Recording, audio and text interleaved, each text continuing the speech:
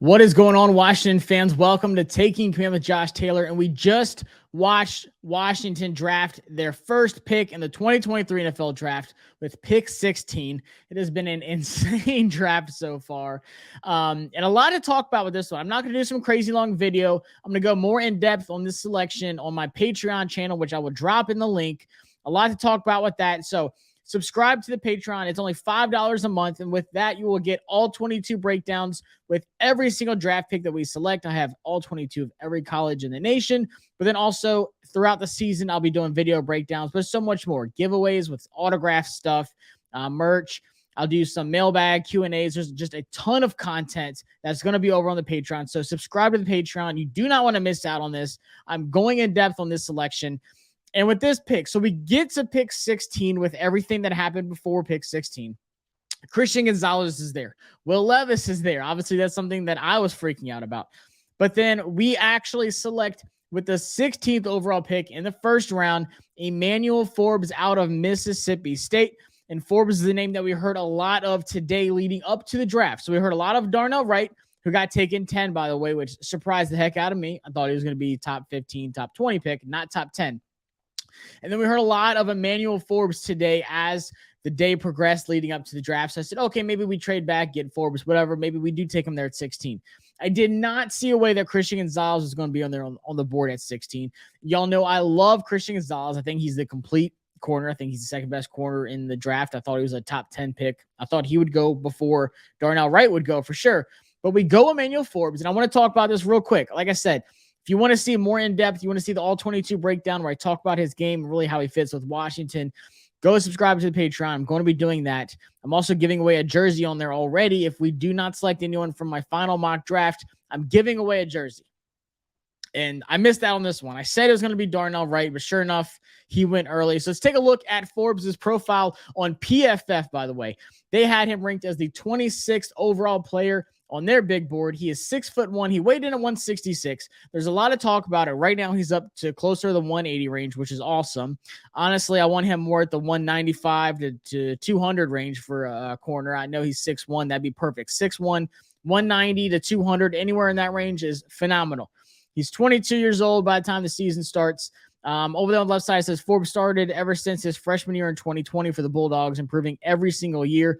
He's still in the skinny side for his position, but he doesn't play like it. His ball production is tremendous with 14 picks and 17 pass breakups in his career. I want to say he had 6 pick sixes. He had 6 touchdowns on defense, which is crazy.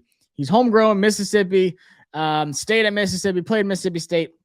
Where he wins with his ball skills, Forbes is going to find the football. He has a knack for the football, and he's not going to be content just batting it down. If you're a defensive coordinator who preaches turnovers, Forbes is your man. So we saw the increase in some interceptions last few years, honestly. Kendall Fuller got some picks last year.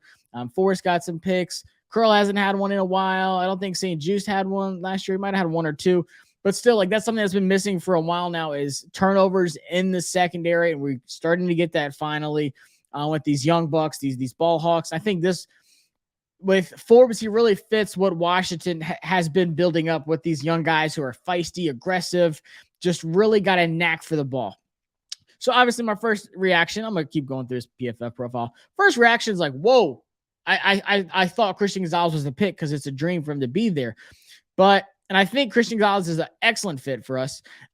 With Forbes, I think personality-wise and trait-wise, how he really carries himself in the field, he's a natural leader for Mississippi State's defense. He has been.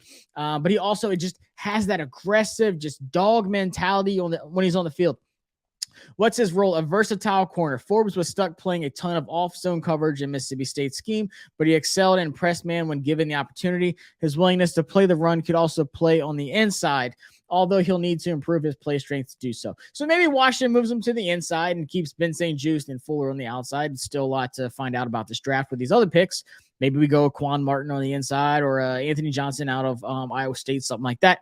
Where he can improve? Obviously, the muscle mass. Forbes needs just 10 or so more pounds to play his style of football at the NFL level. Receivers and running backs had too easy of a time running through him in college, which, like I said, is understandable. That's what I expected. At the bottom there, it says the bottom line, he's a second-round projection, maybe super early second, honestly. Forbes has some boom or bust aspects to his game, but has the kind of athletic traits that can make up for misreads. So for me, off the jump, and I'm going to get into his grades and really break down a little bit more of his game. He has the things you can't teach of just how he carries himself in the field, his mindset, how smart he is, how aggressive he is, just being a willing guy who's not afraid to back down from any receiver, running back, tight end, whatever, quarterback running. He's always there, and he's ready to lay the wood and smack somebody on the field. And I love that about him. So if he adds 10 pounds, in an NFL facility where he's, getting proper NFL training and he's getting his weight up, he's bodybuilding some more, he's on the right regime, everything. I think Forbes come season, if he's at 190, 195, I'm ecstatic about that because I feel like he has a Devin Witherspoon-esque edge to him where he just wants to hit something on the field, but he's smart about it. He's not just going out there getting flags and, playing recklessly. He's very detailed at what he does, but he's super smart at what he does as well. So yes, I wanted Christian Gonzalez, but I'm not mad at this pick at all. This was Fred Smoot's guy, and I think it's for a reason because you watch the tapes and see how he plays.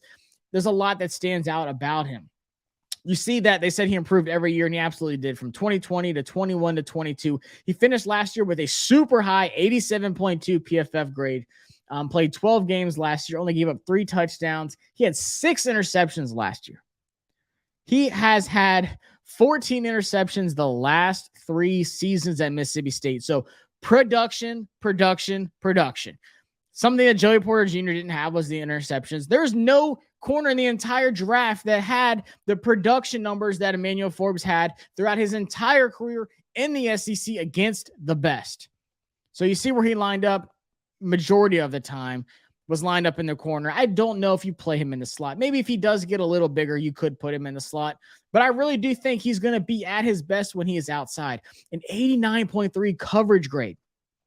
I saw something wild. PFF also tweeted out he had like a 1.9 passer rating when he played man. And a lot of people are going to say, what about William Jackson III, how he didn't really work out in man? There's a couple different things to really look at that. And that's what I'm going to really break down on the All 22 on my Patreon is what different schemes you can see, what kind of alignments you'll see with Forbes, and if that man coverage to zone coverage is going to be a problem. Because Washington had the second best zone coverage of any secondary last year, second to the Eagles, and I want to say the Saints were third. So there's a lot to talk about. There's a lot to break down on that. But my initial reaction was, wow, I really wanted Christian Gonzalez. But my second, after I kind of gathered myself, was this guy fits that young ball hawk, just dog mentality that we've been building with St. Juste, with Forrest, with Cam Curl. Percy Butler has a lot of that in him. So you see that in the secondary already. Then you add Emmanuel Forbes to that, and I think he's going to fit in super well with all the guys. I can't wait to meet him Saturday, talk to him, get to know him a little bit more. Like I said, guys, subscribe to the channel, subscribe to the Patreon. It's only $5 a month, but this is what's going to take everything over the hump. This has been the craziest offseason for me. I have more shows of Bleacher Report coming up, which is already mind-blowing, but the Patreon is going to be next level stuff, whether it's video requests that y'all want, graphic designs, I'm telling y'all, giveaways out the wazoo, and just really detailed breakdowns because YouTube's cutting back on a lot of stuff. There's a lot that you can't do on YouTube and even Twitter right now. So highly recommend y'all going over to the Patreon. That's what's really going to push me to be a full-time content creator. I'm giving y'all behind the scenes stuff on Saturday. When I go to training camps, when I go to games, when I go to mini camps, practices, I will give y'all as much content as I can. So I appreciate y'all. There's still 2 more days left on the draft. Maybe you watch this after the draft and you've already gotten all the picks, but I'm going to be breaking down every single pick.